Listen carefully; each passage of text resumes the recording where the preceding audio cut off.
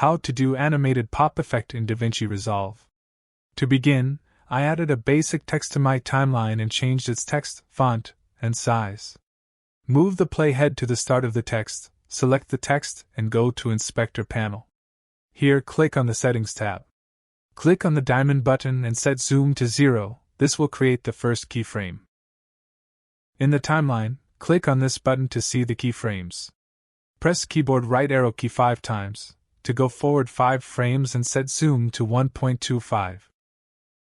Move forward 3 frames and set it to 0.95. Move forward 3 frames and set it to 1. And now we have this pop-in effect. Now let's create a pop-out effect. Move the playhead to where you want to start the pop-out effect. Click on diamond button to add a keyframe with current value.